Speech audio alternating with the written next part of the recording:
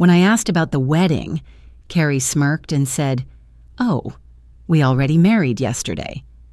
My son stood there in silence, letting her words slice through me like I was nothing. That was the moment Frederica Lowell, realized I wasn't family anymore, just an outsider they no longer needed. The phone pressed cold against my ear as I sat in the dim light of a Boston morning, the pale sun fighting through the blinds. I asked a simple question, one I had rehearsed in my head for days. Soft and careful. When would the wedding be? There was a pause, a faint shuffle on the other end of the line, and then Carrie's voice came through, sharp and dismissive. "Oh, we already married yesterday." For a heartbeat, I couldn't even breathe.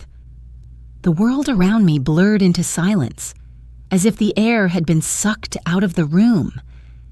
I lowered the phone slowly, unsure whether I had misheard, but the words echoed in my mind again and again, each repetition slicing deeper than the last.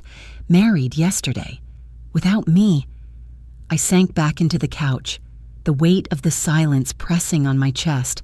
My hand brushed against the small box beside me, the one wrapped in gold paper and tied with a neat satin ribbon. I had bought it weeks ago, imagining the moment I would hand it to them, maybe even with a smile on my face, if only to hide the sting of being left out of most of the plans. But now it sat unopened, untouched, as useless as I suddenly felt. The ribbon glistened faintly in the morning light, mocking me with the effort I had put into something they never wanted. Questions hammered at my mind. When did they decide to cut me out? Did my son stand there and let her speak those words for him? Did he think of me at all? Every memory of sacrifice rose up unbidden. Every late-night shift, every check I had signed without hesitation, every small dream of my own I had folded away to make his life easier. I had thought it was all worth it. I had believed, foolishly, that one day those sacrifices would come back to me in the form of love, respect, maybe even gratitude. But in a single sentence, Carrie had erased it all. I stared at the box, my fingers hovering over the ribbon but never pulling it apart. It became more than a gift in that moment. It was a symbol of my place in their lives. Carefully prepared, entirely ignored, destined to gather dust in a corner. A reminder that no matter how much I gave, I would never be part of the picture they were painting for themselves. The apartment was quiet except for the ticking of the clock on the wall, each second stretched, heavy and suffocating. I felt as though time itself had slowed to force me into this realization, to press me against the truth I had avoided for too long. I wasn't needed. Worse than that, I wasn't wanted. Tears should have come, but they didn't. The well inside me felt dry, emptied years ago by the steady drip of small rejections, subtle slights, and unreturned gestures. This wasn't the first wound, but it was the deepest, the one that cut through every thin layer of hope I had clung to. I leaned back, eyes tracing the cracks in the ceiling I had never noticed before. Even my own home seemed to mirror the fracture opening inside me. The city outside carried on as though nothing had happened, cars rolling down the street, footsteps on the sidewalk below. But in my living room, time stopped. What am I to them? A name on a check? A number in a bank account? The questions swirled, sharp and relentless. The realization settled heavy in my chest. I had become invisible in the very life I had built, a shadow cast off to the side while they celebrated without me. The box still sat there, glowing faintly in the dull light. It wasn't just a gift anymore.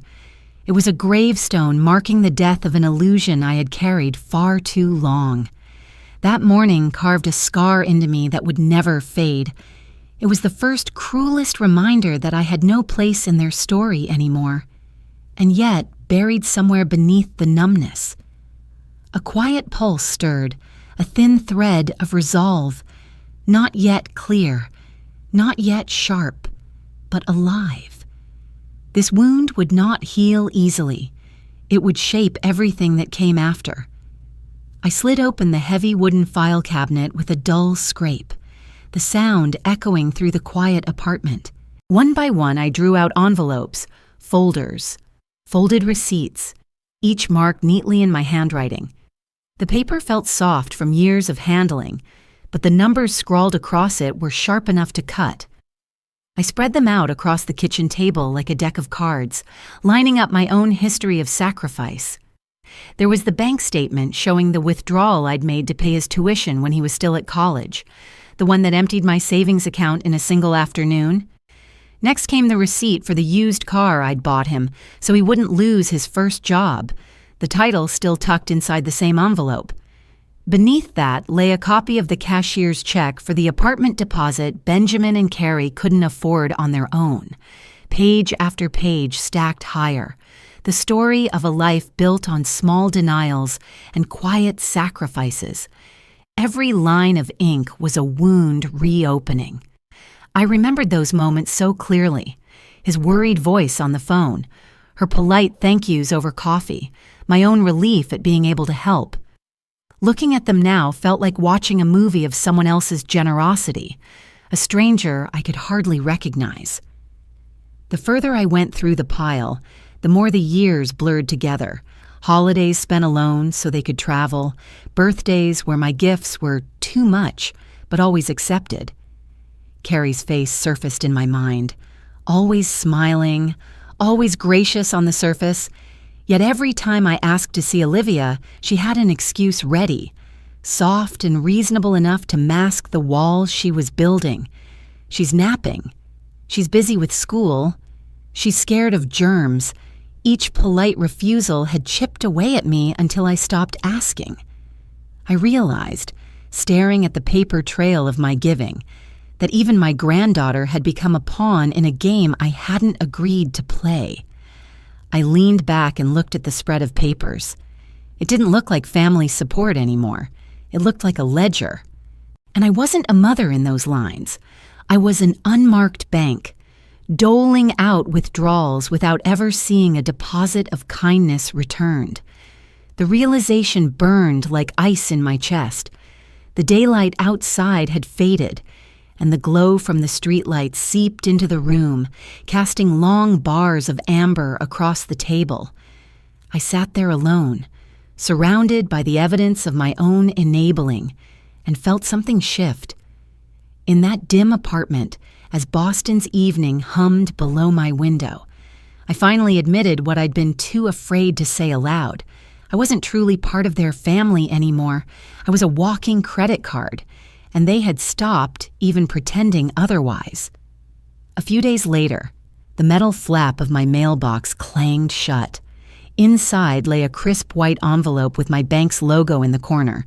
I tore it open on the way up the stairs, expecting another routine notice. Instead, a thick packet slid out, an official loan agreement with my name printed boldly at the top as co-signer. My stomach dropped.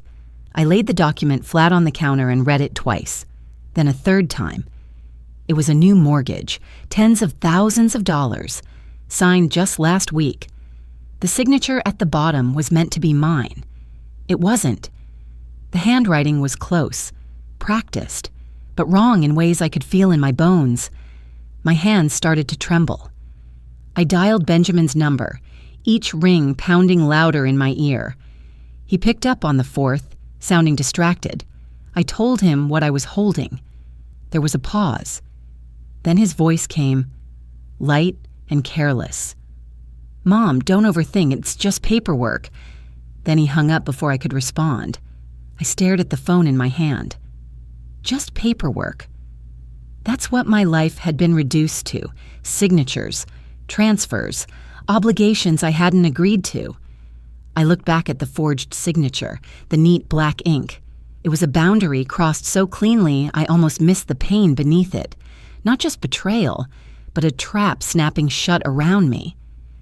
In my mind, I saw the future if I stayed silent. My credit destroyed, my home gone, my independence stripped away, a retirement spent under someone else's thumb. It was no longer about disappointment or ingratitude. This was survival.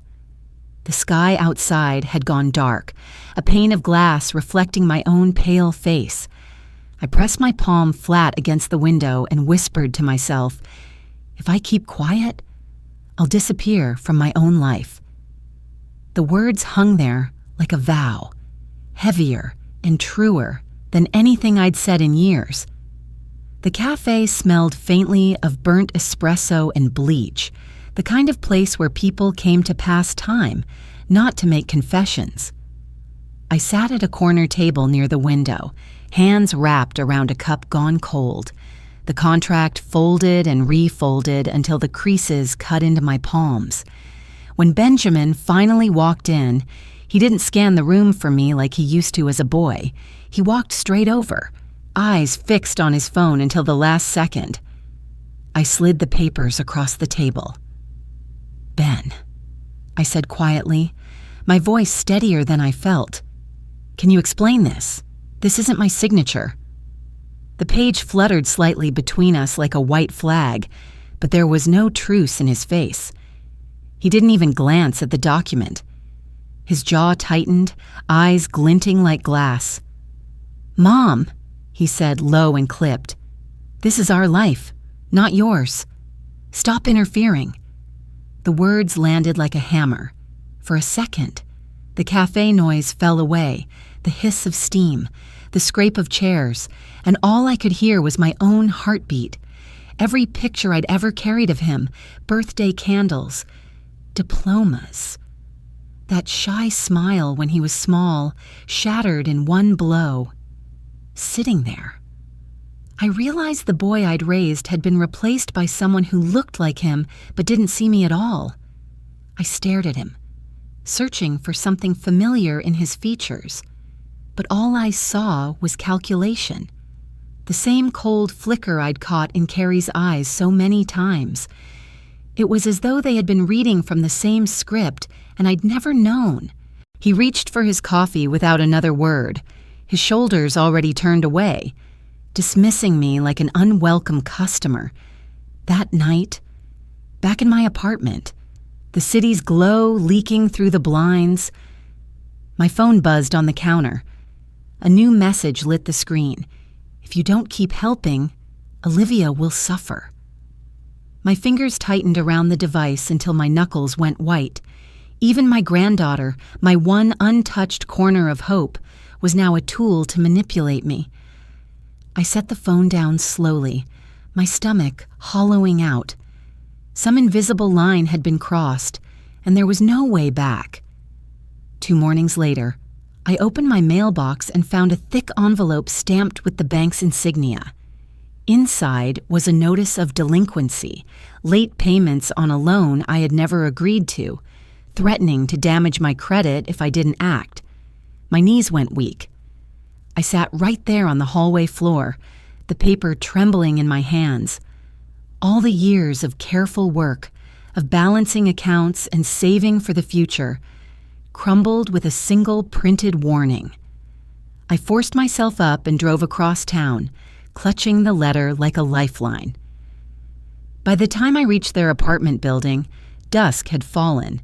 The hall smelled faintly of new paint and cooking oil. I hesitated outside their door, the words of confrontation forming and breaking apart in my head. Before I could knock, voices leaked through the thin wood, angry, urgent. We should just put her in assisted living, Carrie's voice said, sharper than I'd ever heard it. Once she's out, the house and accounts will be easier to control. I pressed my back to the wall, the letter crumpling in my fist. My son mumbled something I couldn't catch, but his silence was worse than any words. It wasn't just money anymore. They were planning to remove me, erase me, lock me away while they took what they wanted. A cold rush of clarity hit me. My heart pounded in my throat, and for a moment, I couldn't breathe. I turned and bolted down the stairs, the echo of my footsteps chasing me out into the night. By the time I reached the car, my hands were shaking so badly I could hardly fit the key into the ignition. If I stayed quiet, they'd bury me alive in this trap. The thought beat in my skull with every pulse of my heart. I stared at my reflection in the rearview mirror, pale, lined, eyes burning, and felt something inside me harden. They had made their choice. Now it was mine to make. The night pressed against my windows like a heavy coat. I shut the door behind me and went straight to the old cabinet in the corner of my apartment, the one I hadn't opened in months. The air smelled faintly of paper and dust as I dragged out stacks of folders, envelopes, and handwritten notes. On the table, the piles grew higher, spreading like a map of my past. I flicked on the desk lamp. Its warm circle of light fell across the receipts as if exposing a crime scene I had built with my own hands. I began to write. Each line went into the notebook with neat, careful strokes, the way I used to prepare reports for someone else's audit. Car repair, $2,000. Tuition, $8,500. Apartment deposit, $20,000. Another transfer for emergencies I can no longer remember. The numbers lined up like soldiers, silent and cold.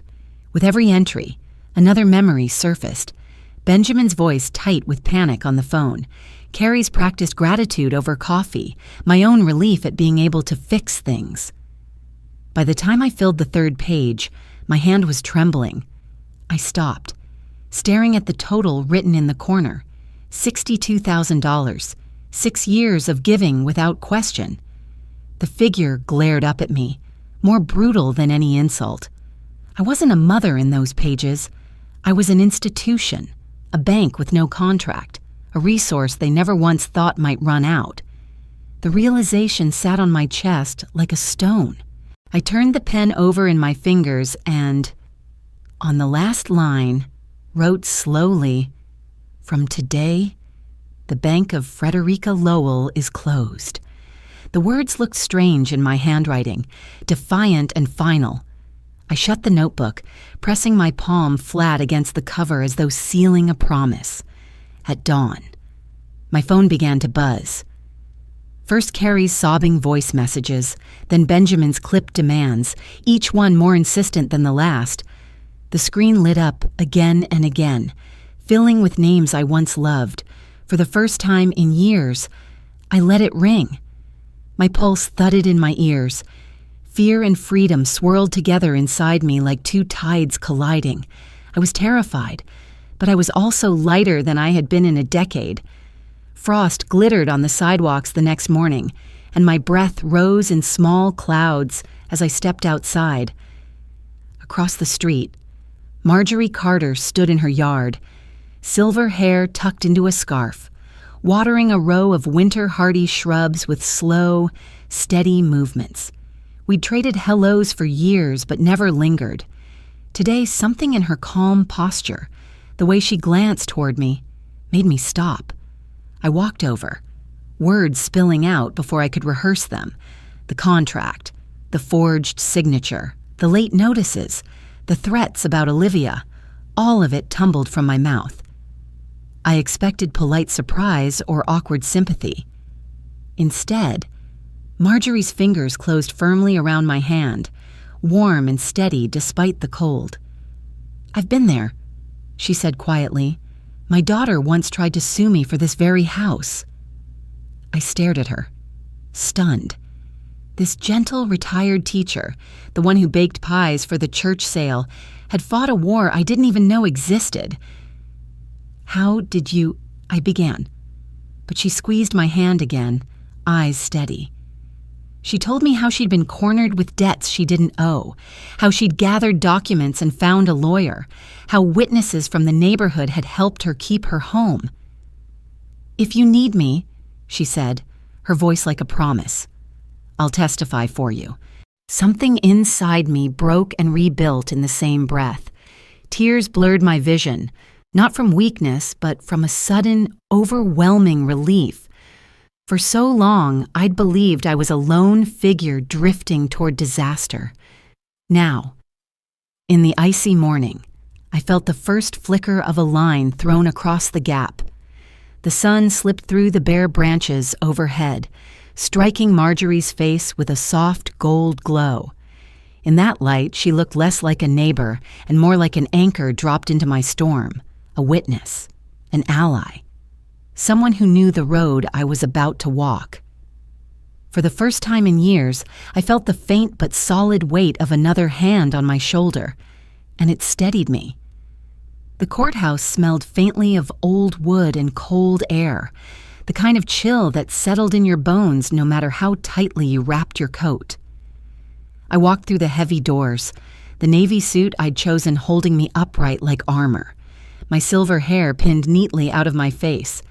In my hands, I carried the thick notebook pressed against my chest, the weight of it steadying me more than any prayer could. It wasn't just paper. It was my life, my ledger of sacrifices. Inside the courtroom, every sound echoed. Shoes on tile, the shuffle of papers, the murmur of voices. Benjamin and Carrie sat on the opposite side, both dressed as though this were some kind of performance.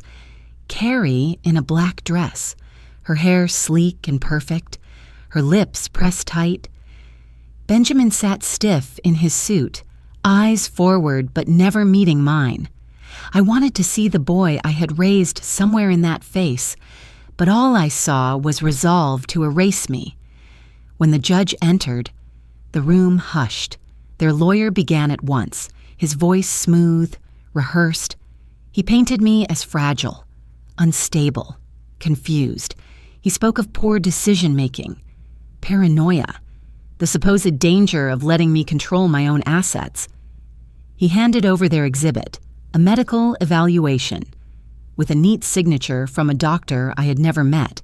I listened, motionless, though every word landed like a needle against my skin.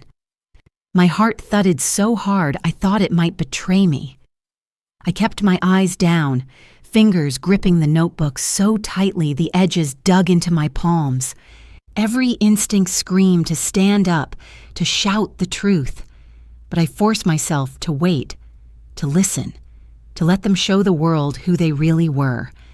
When it was finally my turn, I rose slowly. My legs trembled at first, but once I reached the stand, something inside me steadied. I opened the notebook, its pages thick with years of receipts, transfers, the arithmetic of a mother's love. My voice cracked on the first line, but I refused to stop. Car repair, $2,000. The words echoed. College tuition, $8,500. A pause. I turned another page. Apartment deposit, $20,000. The room shifted. People leaned in, listening. Each number, each date, each item I spoke was another blade of truth slicing through their web of lies. With every line, the version of me they had tried to present, a confused, unfit woman, crumbled into dust. I kept reading, my voice gaining strength, the notebook trembling only because my hands ached from holding it open. Credit card bills, past due rent, salon equipment, school tuition, $62,000 in 6 years, not including the countless small transfers I didn't even record. By the time I shut the notebook, the silence was absolute. Not a cough. Not a shuffle of papers. Even the judge leaned forward, his expression sharpened, as though weighing not just evidence, but the human truth behind it. I looked across the aisle. Carrie's jaw was tight, her hands clasped so hard her knuckles had turned white. Benjamin's face was pale, his lips pressed together as though the words I had spoken had sucked the air from him. For once, neither of them had anything to say. I took a breath, filling my lungs with the heavy air of that courtroom. "I am not unstable," I said, my voice carrying across the chamber.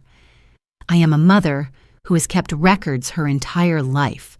I know exactly what I've given, and I know exactly what's been taken. This is not confusion.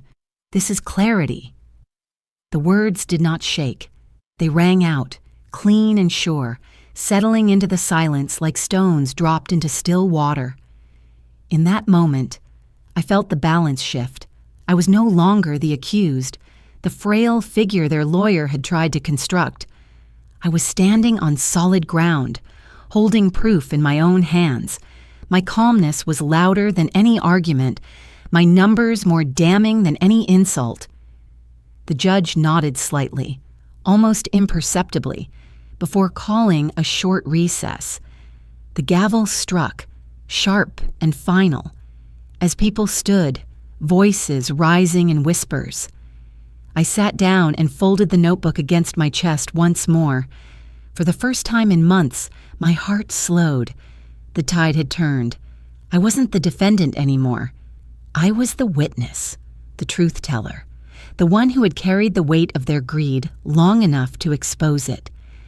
And as I sat there, breathing in the stillness, I knew I had just torn down the wall they had built around me. The courtroom was packed tighter than before, every bench filled, the air heavy with anticipation. The overhead lights shone harsh and white, making every detail too sharp, every breath too loud. I could feel the weight of eyes on me from all directions, strangers drawn in by whispers of a family tearing itself apart in public. The judge entered, his gavel striking once, and the silence that followed was absolute. Daniel Strauss rose calmly, papers in hand, and asked the bailiff to call the next witness. A tall, thin man with white hair and a steady gaze walked to the stand. His presence filled the room in a way no lawyer's words could.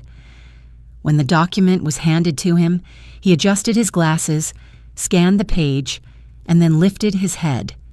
His voice was firm, unshaken. "This is not my signature. I have never evaluated Mrs. Lowell." The words cracked through the room like a gunshot. A collective gasp rippled across the benches, followed by a wave of murmurs the judge had to gavel down. My son's face drained of color, his jaw tightening as if he'd just been struck. Carrie dropped her eyes to the table, her shoulders folding inward as though she could make herself disappear. The story they had spun so carefully collapsed in an instant, its center ripped out by a single undeniable truth. Daniel did not waste the moment. He stepped forward, his voice steady, almost cold with precision. He held up my notebook, the one I had carried like armor. "Your Honor," he said, "beyond this forgery, we have further proof of a sustained pattern of financial exploitation." He opened the pages, reading aloud line after line: tuition, car repairs, deposits, credit card bills. The figure at the bottom rang out like a verdict of its own. $62,000. Documented. Verified. Then he placed the phone records on the table for all to see. Texts and emails where Benjamin and Carrie begged, demanded, sometimes threatened. Their words filled the courtroom, displayed in print. "Mom, if you don't help, we'll lose everything.